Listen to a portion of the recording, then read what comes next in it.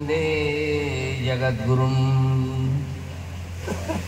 भावेश्वर या ठिकाणी या यात्रेच्या निमित्तानं शेवटच्या क्षणी जी धर्मसभा या ठिकाणी आरंभलेली आहे, त्या धर्मसभेला लाभलेले उपाध्य कुलभूषण सेलू येथील आचार्य श्री बाबाजी, त्याचप्रमाणे या मंचावर असलेले आदरणीय आचार्य श्री महंत नांदेडकर बाबाजी लिमगाव, त्याचप्रमाणे मंचावर उपस्थित असलेले आचार्य श्री इजळी निवासी एलेराज बाबाजी आणि त्याचप्रमाणे पाठीमागे बसलेले आमचे आदरणीय श्रद्धेय श्री एलेराज बाबाजी पालम, त्याचप्रमाणे आपल्या या नांदेड जिल्ह्याचे भूषणावह अध्यक्ष असलेले आदरणीय श्रद्धेय रोही पिंपळगाव निवासी बाबाजी, तसेच आमच्या या लिमगाव निवासीत असलेले आदरणीय श्रद्धेय विश्वनाथ बाबाजी, त्याचप्रमाणे आदरणीय आचार्य श्री बोरी निवासी असलेले परमपूजनीय श्रद्धेय जायराज बाबाजी, त्याचप्रमाणे आपल्याला 7 दिवस ज्यांनी चांगल्या प्रकारे चरित्राचा आणि धर्मोपदेश केलेला आहे असे आचार्य श्री रमेशराज दादाजी, त्याचप्रमाणे आमचे मुकुट निवासी आचार्य श्री बाबाजी आणि उमरी निवासी असलेले आदरणीय श्रद्धेय श्रीधर दादाजी, माझ्या समोर असलेले सर्व साधनवंत तपस्विनी वेदवंत बोधवंत अनुसरले ज्ञानी भक्त माझ्या बंधू भगिनींनो, व्यवहारामध्ये बऱ्याच वेळेला तत्व आणि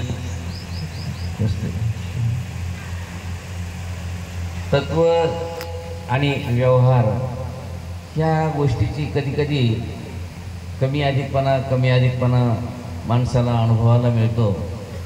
आणि याला कारण हे असंच आहे की मनुष्याच्या ठिकाणी ज्या काही कौशल्य जे असतं ते कमी अधिक त्याच्या ठिकाणी ते कला कौशल्य उत्कर्षाला येणं हेच त्याचं खरं म्हणजे बीज आहे. बंधूंनो, या यात्रेच्या निमित्ताने आपले आदरणीय श्रद्धेय जे मुकुंदराज बाबाजी नांदेडकर ज्यांनी या कार्यक्रमाचं आयोजन केलेलं आहे, खरं तर त्यांचं कौतुक करावं तितकं कमीच आहे. कारण समाजासमोर सर्वच गोष्टींचा समावेश सादर करणं आणि तो सादर करण्याचं कौशल्य ज्यांनी साध्य केलेलं आहे असे आदरणीय श्रद्धेय मुकुंदराज बाबाजी भावेश्वर. तर काही वेळेला मनुष्य हा स्वतः कला कौशल्य सादर करतो, तर काही वेळेला तो दुसऱ्याच्या माध्यमातून समाजाला अधिकाधिक उत्कर्षित करत जात असतो. सर्वज्ञांचा आचार सर्वांनाच माहिती असतो, परंतु सर्वांची आचाराची बैठक मात्र ही सारखीच असेल असं म्हणता येत नाही. याचं कारण आहे की त्या सर्वज्ञांच्या आचाराला प्रवृत्त होत असताना त्याचे जे प्रयत्न आणि प्रयत्नाच्या अगोदर असलेलं जो त्याचा अधिकार, हा अधिकार मात्र कमी अधिक असतो. कारण अधिकार कसा कुणाला घडलेला आहे हे सांगता येणार नाही. त्याचं पूर्वबीज काय आहे हे परमेश्वरालाच माहिती असतं. आणि म्हणून जेव्हा कधी तो आपलं आचाराची कृती सादर करतो त्यावेळेस त्यात आपल्याला भिन्नता दिसते आणि साहजिकच वाटतं काही की हा आचार न्यून आहे, हा आचार श्रेष्ठ आहे. परंतु याहीपेक्षा महत्त्व हे असतं की परमेश्वराला काय मान्य आहे, परमेश्वर कुणाचं स्वीकार करतात. स्वामींनी सुद्धा या बाबतीत एक कौतुक केलेलं आहे. म्हणजे ऐशी आहे जेव्हा श्रीप्रभूची सेवा नेणी जे श्रीप्रभूची प्रवृत्ती. म्हणजे काय, सेवा बाकीचेही करीत होते, परंतु ज्या जीवाबद्दल असं वाटत होतं की याची सेवा कशी स्वीकारात पडेल त्याच्याबद्दल स्वामी सुद्धा गुणानुमोदन करतात की नेणी जे ईश्वरीची प्रवृत्ती कशी. आणि म्हणूनच प्रत्येक साधनवंत हा ईश्वरीचा फार दुर्लभ आहे. या साधनाची तुलना कुठेही करता येत नाही. बंधूंनो, साधनाला जेव्हा आपण त्याच्याकडे ज्या दृष्टीनं पाहतो तेव्हा ते साधन हे ईश्वरीचं एक महत्त्वाचं अभूतपूर्व असं साधन असतं की ज्यामुळे आपला ईश्वरीचा मार्ग सुकर होत असतो. पण मात्र तो मार्ग सुकर करीत असताना आपल्याला बऱ्याचशा गोष्टीची काही दक्षता घ्यावी लागते, काळजी घ्यावी लागते. जीवाच्या कमी अधिक अधिकारामुळं काही वेळेला समज आणि गैरसमज हे दोन्ही उपलब्ध होतात. आणि म्हणून तुम्हाला एक उदाहरण सांगतो. आम्ही एका अशा बैठकीत बसले असताना एका प्राध्यापकाने प्रश्न केला होता. तो प्रश्न असा होता, प्राध्यापक म्हणण्यापेक्षा सद्भक्त वासनिक होते. त्यांनी एक जिज्ञासापूर्वक प्रश्न केला की म्हणे समाजाची जी चालीरीती असतात त्या जर गोष्टी पाहिल्या तर कधी कधी स्वामींच्या व्यवहाराबद्दल वेगळेपणा वाटतो. तो कसा? म्हणून त्यांनी सांगितलं की भावेश्वरची लीळा. म्हणजे या भावेश्वर जवळच जी लीळा घडलेली आहे की ज्या लीळेमध्ये सर्वज्ञ भांडारेकराची सेवा करीत असताना तत्पूर्वी भांडारेकर हे भिक्षेला जायचे आणि भिक्षा करून यायचे. त्यांचा नित्यदिनीचा तो क्रम आणि त्या भिक्षेमध्ये स्वामी सुद्धा आपलं पर्याप्त जेवण त्याच्या सोबत घ्यायचे. हा त्यांचा नेहमीचाच असा क्रम चालायचा. पण एके दिवशी काय झालं की भांडारेकर गावात भिक्षेला गेले आणि स्वामींच्या सहवासामुळं त्यांच्या ठिकाणी जी शक्ती प्रदान झाली, ज्या शक्तीचा उत्कर्ष झाला, कारण परमेश्वराच्या अनंत शक्ती आहे. परमेश्वरापासून कोणाला काय मिळेल हे सांगता येत नसतं. ज्या जीवाची जो अधिकार आहे त्या अधिकारापेक्षा सुद्धा कधी कधी प्रसन्नतेनं त्याला अधिकचं मिळत असतं. आणि म्हणून महानुभाव पंथामध्ये गुरुची प्रसन्नता याला फार मोठं महत्व आहे. भांडारेकरांना श्री चक्रधर स्वामी पासून जी ज्ञानशक्ती मिळाली त्या ज्ञानशक्तीच्या आधारे जेव्हा ते गावात भिक्षेला गेले तेव्हा तिथे शाळा होती आणि त्या शाळेला कोणीतरी ज्या आसुरी शक्ती असतात त्या शाळेला हलवीत होत्या. म्हणजेच ती शाळा पडणार होती. आणि हे नेमकं फक्त भांडारेकरांच्या लक्षात आलं, इतर कोणाच्या लक्षात आलेलं नाही.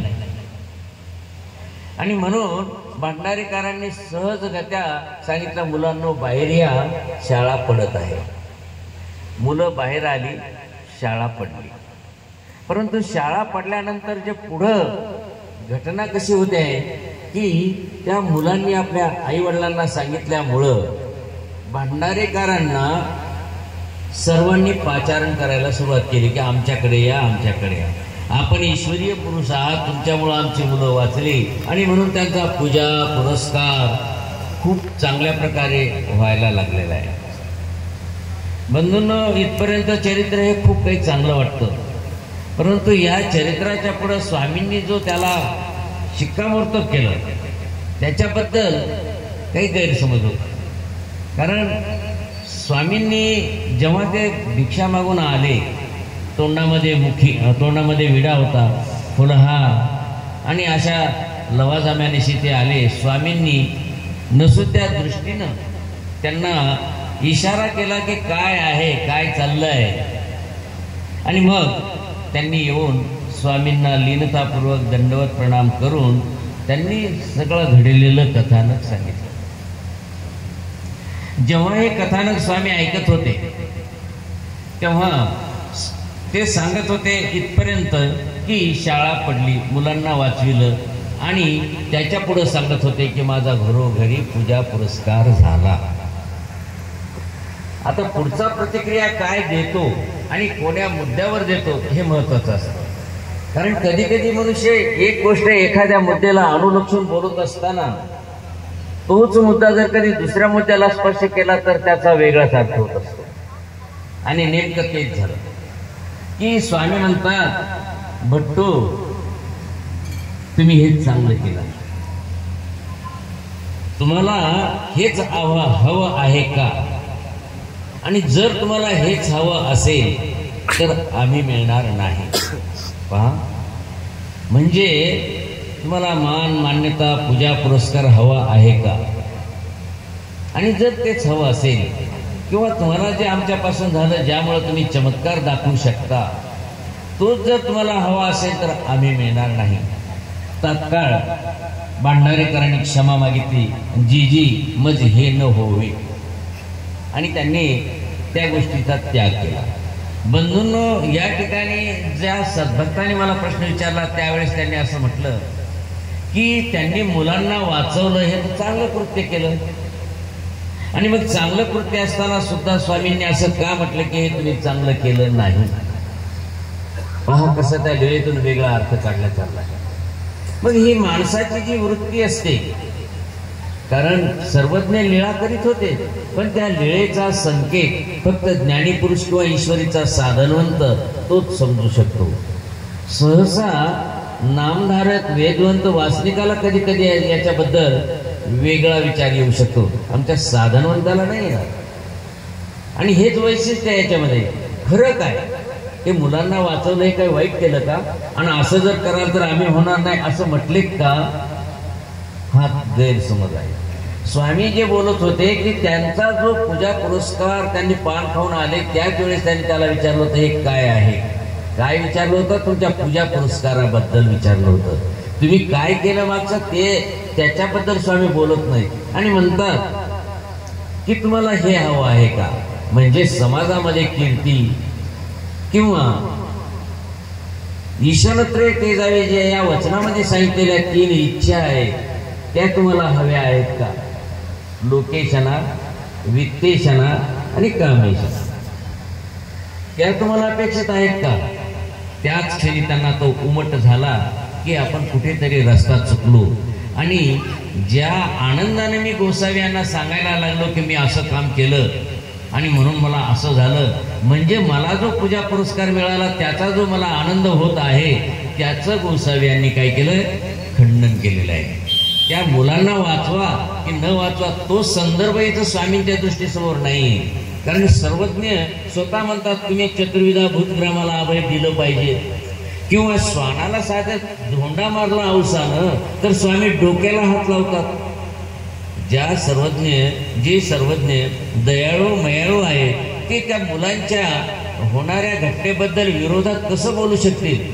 परंतु हे समजायला ईश्वरीचा साधनवंत पाहिजे, ईश्वरीचा वेदवंत पाहिजे, त्यालाच हे कळू शकतं, अन्यथा कळणार नाही.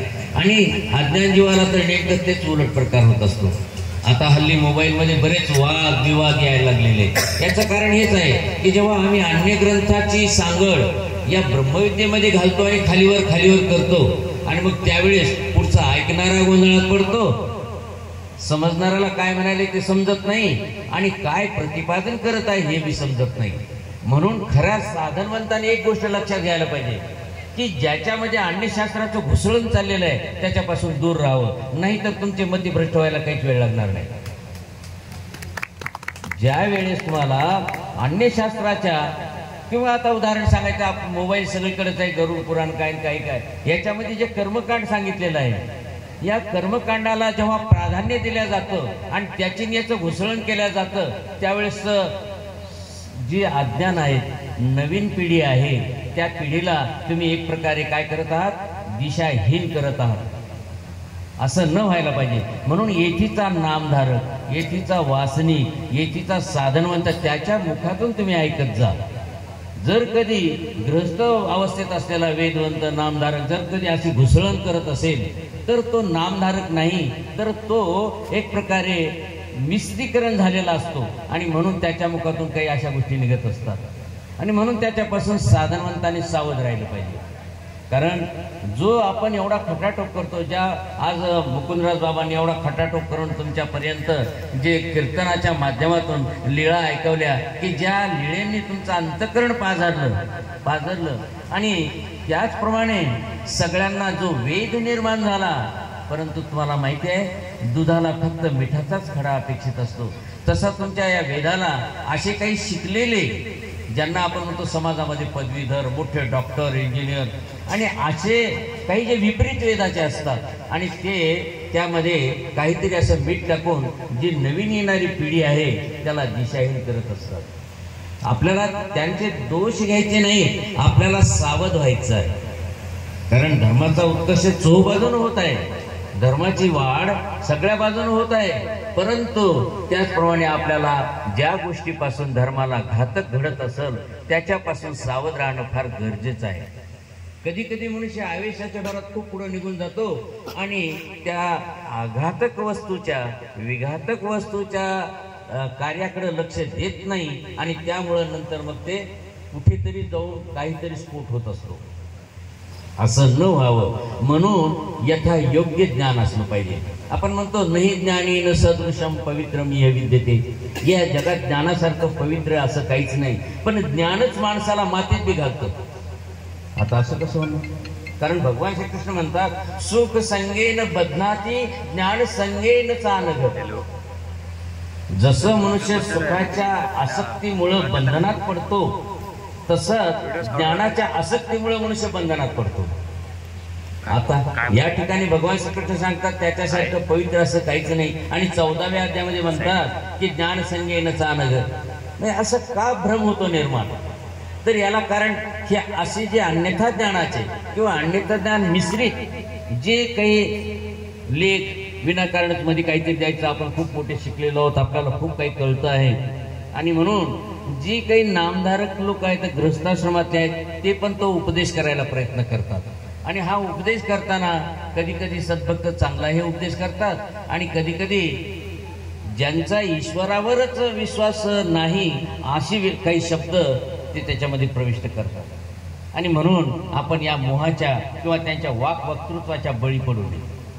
साधा का असा ईश्वरीचा, जसं साधेला देवाने म्हटलं होतं बाई साधे बिलकुल साधा होती, परंतु त्या साधेचा देवाला केवढा स्वीकार होता। म्हणून ईश्वरीचा साधा वेशधारी महात्मा जरी असेल तरीही त्याचं मोल करता येत नाही, एवढा तो महान असतो। कशामुळं? की त्याची ईश्वरावर अप्रतिम श्रद्धा असते आणि म्हणून आपण सुद्धा ईश्वरीचं जे ज्ञान आहे त्या ज्ञानावर अप्रतिम श्रद्धा ठेवायची असते। ठीक आहे, काही ठिकाणी आपला अनाधिकार असतो, एक तर मुळातच आपण असन्निधानात आलो, एक तर त्यानंतर 700-800 वर्षानंतर आपल्याला ज्ञान मिळालं आणि तेही पाजरत आलं, त्यामुळे तो दोष आपल्या भाग्याचा, तो दोष आपल्या अधिकाराचा असतो आणि हे समजलं म्हणजे मनुष्य त्या ज्ञानापासून दूर जात नाही, त्याला योग्य ज्ञान मिळत असतं। आणि म्हणून आपल्याला अशा या सभेतून, अशा या अनेक संतांच्या सहवासातून आपल्याला धर्माचा लाभ करून घ्यायचा असतो, परमेश्वराचा वेद निर्माण करून घ्यायचा असतो। कारण मुंडी मुंडी मतीर भिन्ना, या ठिकाणी वेगवेगळं साधन आहे, वेगवेगळ्या साधनाच्या मुखातून वेगवेगळी परावानी नांदत आहे आणि त्याच्यातून आपल्याला कोणाला वेद होईल तर कोणाला कोणता लाभ होईल। सर्वज्ञांनी म्हटलेलं आहे की जिथे 4 साधनाचा एकवटा असतो आम्ही तिथे हजर असतो। तिथे महत्वाची गोष्ट सांगितली म्हणजे जिथे 4 साधनाचा एकोपा येतो तिथं परमेश्वर स्वतः तिथे हजर असतात। इतकंच काय, त्या परमेश्वरासोबत अप्रोक्ष ज्ञानी आहे, सामान्य ज्ञानी आहे, विशेष ज्ञानी आहे देखील तिथं हजर असतात। मग सांगा, एवढ्यांच्या उपस्थितीमध्ये आपल्याला जो लाभ घ्यायचा आहे, जी आपल्याला प्राप्त करायचा ईश्वरीचा मार्ग मिळवायचा आहे, तो किती सहज सुलभ होईल। मग हा लाभ घेण्यासाठी आपण सगळ्यात पथ्य पाळलं पाहिजे की जे आपली भक्ती नासवणारा मिठाचा खडा आहे त्याच्यापासून दूर राहायचं। म्हणजेच जे काही ज्या वाणीतून प्रतिकूलता निर्माण होतं किंवा आपल्याला असं दिखावा दिला जातो आम्ही संशोधन करायलो, आम्ही तुम्हाला नवीन काही माहिती द्यायलो, कुठला तरी एखादा पाठातला कुठला शब्द काढायचा त्याच्यावर त्याला जोर देऊन ते कसं प्रतिकूलत्व भासवायचं, कारण विद्वत्ता दाखवायची असते ना। PhD करण्यासाठी काहीतरी नाविन्य दाखवावं लागतं आणि नाविन्य दाखविण्याच्या भरात मनुष्य काय करतो की कुठेतरी शब्दाचे मोडतोड करत असतो आणि हे सर्व सामान्यांच्या लक्षात येत नाही। म्हणून आपला त्याच्या संगतीनं राहून आपलाही काय होत असतो, घात होत असतो।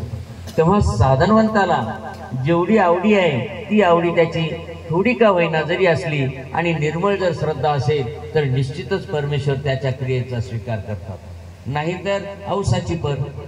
असं वाटतं की औसानं केवढ्या मोठा स्वामींच्या सहवासात राहिली, सगळं केलं, परंतु ज्या वेळेस तिनं त्या आपल्या शिदोरीचं म्हणजे जी शिदोरी होती, स्वामी नागदेवाचार्य दुरून आलेले होते, थकलेले होते आणि स्वामी त्या शिदोरीला उद्देशून जेव्हा बोलू लागले की वानरेश भुकेनं व्याकुळ झालेले आहे, त्याच क्षणी त्या औसानं ओळखलं की माझ्या शिदोरीवर देवाचा डोळा बसला आणि मग तिनं लगेच हुशारी केली, आपली शिदोरी घेऊन गावाकडे निघाली.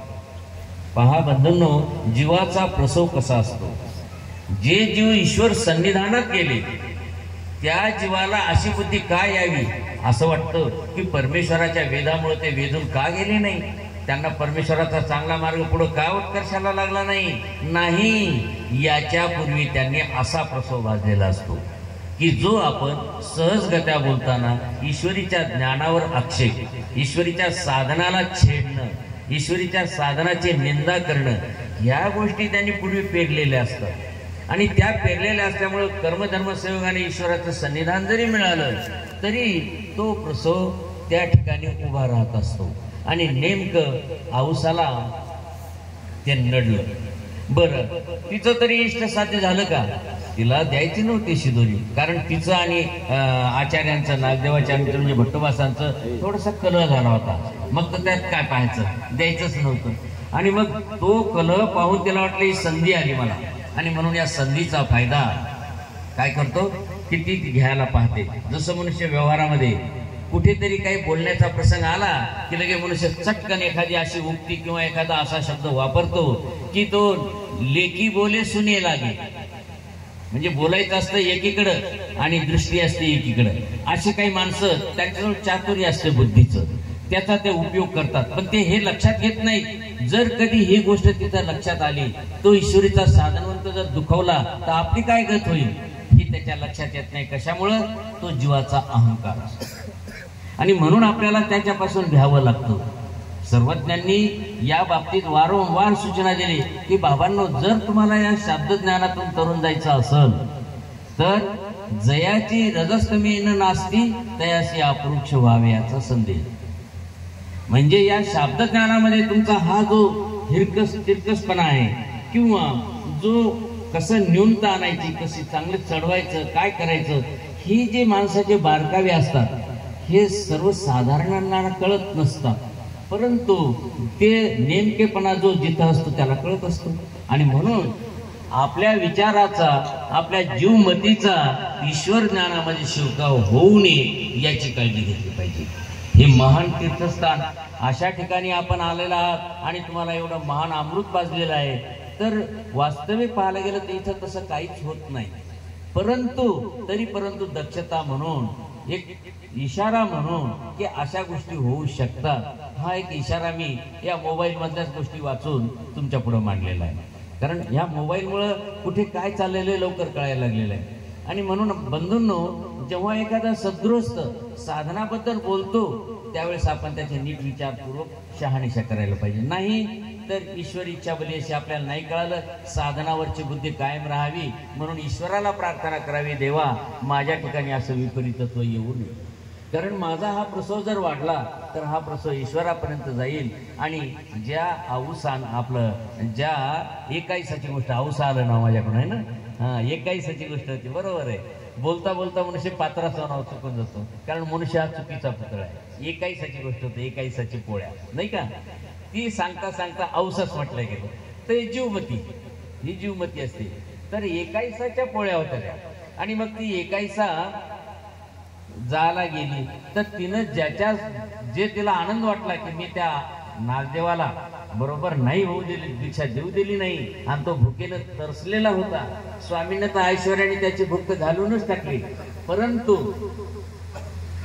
ती भिक्षा सुद्धा गावात नेत असताना अस्पृश्याचा स्पर्श झाला आणि ती भिक्षा शेवटी तिला टाकून द्यावा लागली. म्हणजे काय झालं, तरी पण जीवाला नाही कळत, त्या एकाईसाला नाही कळालं आहे की आपण जाऊन माफी मागावी, क्षमा मागावी, ते नाही कळालं तिला.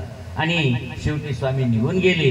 निघून गेल्यानंतर सुद्धा जेव्हा त्याला इच्छा झाली श्री प्रभूंच्या सन्निधानात उपहार करायची, त्यावेळेस तो उपहार करीत असताना तिच्या मनात कुठेतरी असं वाटायला लागले की माझा उपहार करायचा आहे, कुणाजवळ म्हणावं, आचार्याजवळ म्हणावं का अभयसाजवळ म्हणावं की माहीम भट्टाजवळ म्हणावं. आणि म्हणून ती तो विचार करत करत माहीम भट्टाजवळ म्हणून पाहते. ते म्हणले आचार्यांना विचारा. आचार्याने म्हटले अभयसाला विचारा. आणि शेवटी अभयसाकडे आले. अभयसा म्हणले बाई, श्रीप्रभूची प्रवृत्ती नेहमी त्यांची प्रवृत्ती कशी हे सांगता येत नाही, आणि त्यामुळं तुला उपहार करता कसा येईल बा, त्यांची अनुमती पाहिजे आम्हाला. नाही म्हणे तुम्ही तुमचं काम करा ना. काय काम करायचं? मनुष्याला वाटतं मी फार चालाक आहे.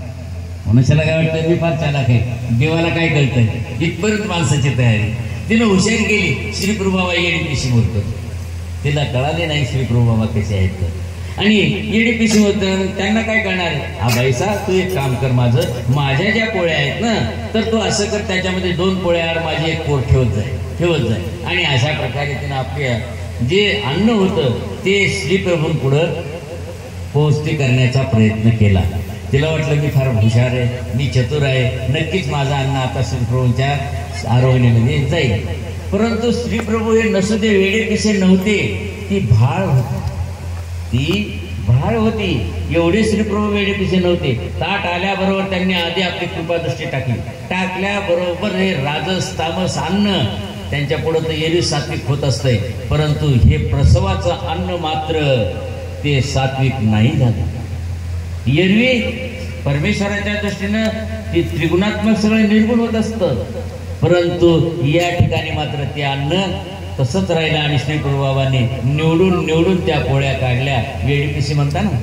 आणि त्या पोळ्या, पुढचं चरित्र तुम्हाला माहिती आहे काय झालं तर. म्हणजेच एका ईश्वराची खंती दुसऱ्या अवताराने कशी स्वीकारली. एवढं मोठं भयानक हे असं एक संकट असतं की दैववशे ईश्वराचं सन्निधान मिळालं, दैववशे ईश्वराची सेवा मिळाली, तरी परंतु जीवाचे मागचे प्रसव उभे राहत असतात. आणि त्याची खरी पायरी असते ती आपल्या नेहमीच्या व्यवहारामध्ये आपल्याला सतत ईश्वर मिळावा. आणि त्यासाठी माझं साधन, कारण आपण तर आता असन्निधानात आहोत, मग आपल्याला 4 साधनं आहेत. या 4 साधनाबद्दल कधीही कसमळ आपल्या मनात येऊ नये, तर आपण जिंकलो. आणि म्हणूनच म्हटले की जयाचे रजस्तमे न नासती. म्हणजे हे सगळं कसमळपणा आणायला कारण काय? हे गुण आहेत, त्रिगुण आहेत. ते त्रिगुण रहित झाल्याशिवाय तो अप्रोक्ष ज्ञानात जातच नाही. या शाब्द ज्ञानातच फेऱ्या मारतो आणि पुन्हा मागे फिरत राहत असतो. म्हणून हे शाब्दज्ञान होत असताना नवीन वेदवंतांनी, नवीन नामधारकांनी, नवीन बोधवंतांनी याची दक्षता घ्यायची असते की चांगलं होण्यापेक्षा वाईटापासून सावध राहायचं. म्हणजे ज्याची एलर्जी आहे त्याच्यापासून दूर राहायचं. साधनाला, आचाराला, त्याच्या विचाराला याच्यापासून दूर राहायचं असतं. आणि म्हणूनच सर्वज्ञांनी या ठिकाणी जो भावेश्वरची जी लीळा होती त्याच्यामध्ये त्यांचा कोणता एंगल होता की भांडारेकाराला ते म्हणतात की तुम्ही चांगलं केलं नाही. काय चांगलं केलं नाही त्यांनी? काय मुलांना वाचवलेलं चांगलं केलं नाही? हे चांगलं केलं नाही का? अजिबात नाही. समजण्यामध्ये माणसाचा वेगळा समज होतो. आणि खरं तर स्वामी म्हणतात तुम्ही अशा जे तुम्हाला आमच्यापासून लाभ झालाय, कारण त्या ज्या आसुरी शक्ती कार्य करत होत्या त्या यांना दिसल्या. कशामुळे दिसल्या? स्वामींच्या सहवासामुळे त्यांना तो लाभ झालेला होता. त्यांना त्या मुलाला वाचवण्यासाठी त्याचा संदर्भ नाही इथं बोलण्याचा. फक्त म्हणायचं काय की तुम्ही जे पूजा पुरस्कार करून गेले याच्यामुळे तुमचा अधिकाधिक काय होईल की असं आणखीन दुसऱ्याला चमत्कार दाखवचाल, आणखीन तुम्ही मनसात धर्माची वाढ व्हायली. आणि त्या चमत्काराच्या लोभामध्ये जात असताना काय होईल की तुम्ही आमच्यापासून दूर जासाल. आणि म्हणून मग तुम्हाला तेच पाहिजे की हे पाहिजे. पण भंडारेकार पक्क्या अधिकाराचे होते. ताबडतोब त्याने सांगितले जी मग घेणं होवे, आणि ते भंडारेकार त्या गोष्टीतून तरले. म्हणजे चरित्राचा बोध किती सखोल आहे, परंतु तो सखोल बोध त्याने अंतःकरणातल्या तळमळीने तुमच्या पुढे मांडला. आणि हा योग कोणी घडवला? मुकुंदराज दादा.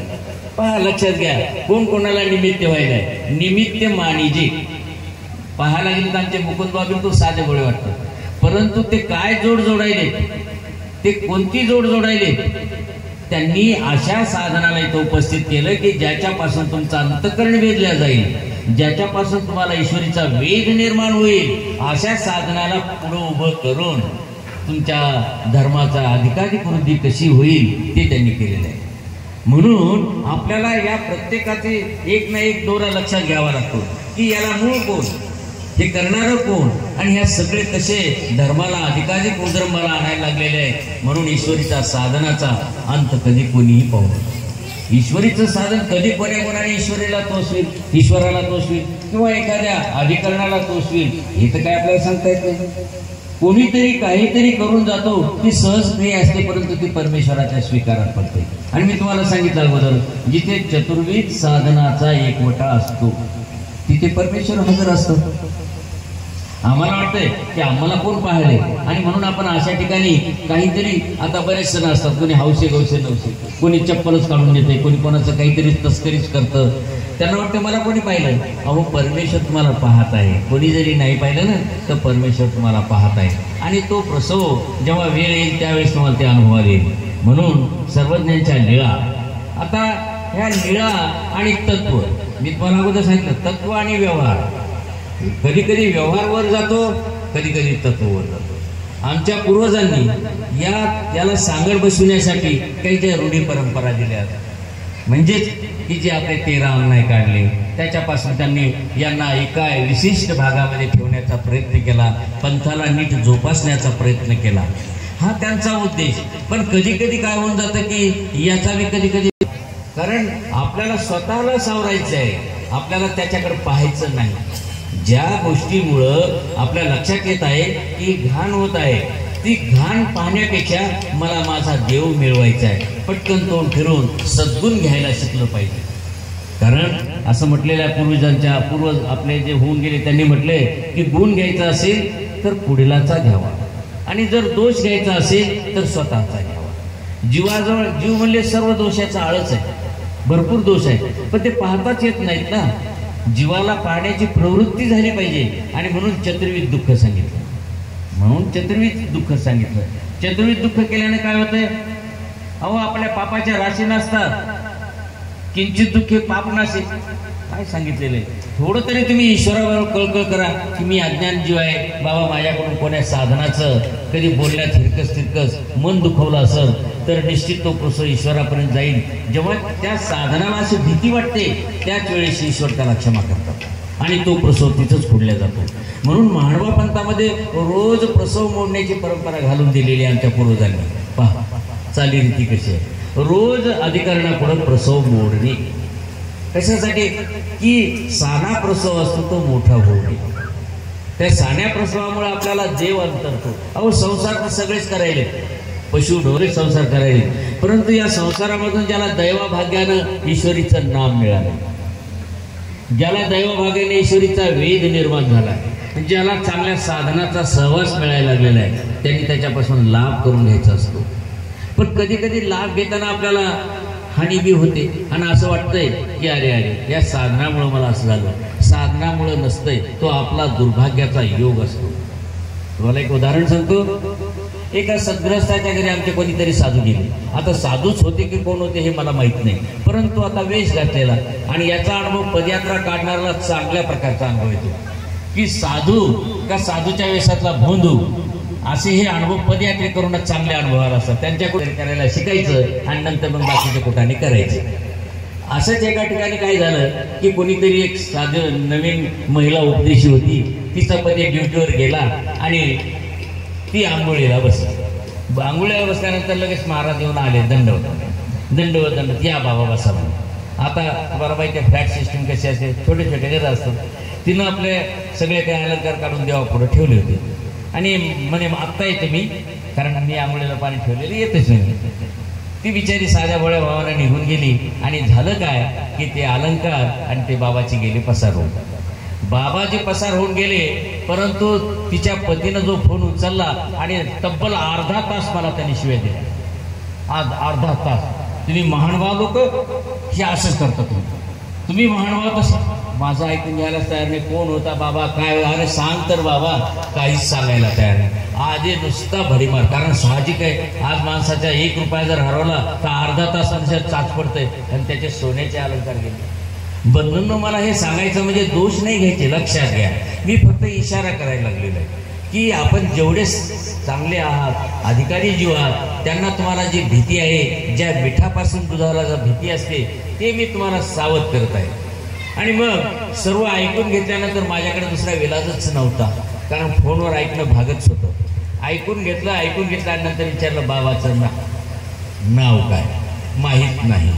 बाबाचे कपडे कसे होते, म्हणे फक्त गुलाबी कपडे होते. अरे गुलाबी कपडे तर संन्यासी बी असतात म्हटलं. संन्यासी होता का? हा होता, ते बी माहीत नाही. महानुभाव होता का? दुसराच होता, ते बी माहीत नाही. आता काय करा सांगा? कुठलंच काही पता नाही. परंतु मात्र अर्धा तास त्याने विचारानं आपला क्रोध माझ्यावर मात्र उगाळून घेतला. हे असं का होतं? असं का होतं? कारण देवाने सांगितलंय की त्रिविधम नरकस्येदम द्वारम नाशनमात्मना. अर्जुना, नरकाचे 3 दरवाजे आहेत. आमच्या स्वामीने सरळ सरळ वचनच देऊन टाकले की काम, क्रोध, लोभ हे तिन्ही नरक झाले. आणि गीतेमध्ये ते सांगितले, काम यश, क्रोध यश, नाही का, रजोगुण समुद्र. म्हणजे गीता तत्वज्ञान या ब्रह्मविद्या शास्त्राला अगदी तंतोतंत जुळविणार आहे. आणि म्हणून आम्ही मधून गीता सांगत असतो. सर्वज्ञांनी सुद्धा म्हटले होते की आमची प्रवृत्ती भंगेल जर माईंबट्टे गीता वापरत असेल तर. पहा काय गीतेचं रहस्य आहे. पण बऱ्याच वेळेला काय झालं की मधल्या काळामध्ये की आमचे आचार्य म्हणले की तुमचा आस्मात कस्मात नेलो. आणि असं म्हणल्यामुळं झालं काय की पटकन कोणी काही संस्कृत बोलायला आले, आम्हाला माहित नाही, आमच्या देवाने मराठीच निरूपण केली. अरे बाबा, मराठीमध्ये निम्मे संस्कृत आहे, पक्ष सुद्धा संस्कृत आहे. ते न समजल्यामुळं कधी कधी असा बराच गोंधळ होतो. कधी कधी तर पक्ष बी बदलायची तयारी होती आमची. जसं उदाहरणार्थ आस्तिकमध्ये आपलं आर्णव्यावृत्तीमध्ये पक्ष यथा ब्राह्मणा ते ब्रह्मण्य नेहमी का ब्राह्मण्य नेहमी, त्याच्याविषयी नेहमी खलबत का होतं? कारण हे पक्षच असे आहेत की संस्कृत मिक्स आहे. आणि म्हणून आणि पूर्वीचे विद्वान जे होते ते मूळचे संस्कृत शिकून आलेले होते. फक्त आचार्यांचा म्हणण्याचा संकेत काय आहे तो लक्षात नीट घेतला नाही. आचार्यांचा म्हणण्याचा संकेत माझ्या म्हातारी या नागवती, म्हणजे जे काही नवीन संसारातून आलेले आहे त्यांना हे संस्कृत, त्याच्यामुळे त्यांना काही कळणार नाही. म्हणून तू केशराज व्यासांना म्हटलं की तू तत्वज्ञान संस्कृतमध्ये करू नकोस, असं त्यांना सांगितलं. कारण हा संकेत पुढचा त्यांनी वर्तवला. खरंच आहे, तत्वज्ञान मराठीतच ठेवायचं आहे. पण याचा अर्थ असा नाही की तुम्ही संस्कृत शिकू नका. परंतु बऱ्याच वेळेला काही असंही म्हटलं जातं की संस्कृत शिकणं म्हणजेच आचार्यांनी त्याला निषेध केलेला आहे. असं नाही. आचार्यांनी नंतर पुन्हा ज्यावेळेस त्यांनी रत्नमाला स्तोत्र केलं त्यावेळेस ते गुणानुमोदनच केले, नाही का. परंतु सांगण्याचा मतितार्थ हा की त्याचा नीट भावार्थ कळाला नाही आचार्यांचा काय म्हणायचा आहे. आणि म्हणून ते नीट कळायला पाहिजे. जसं मी तुम्हाला सांगितलंय की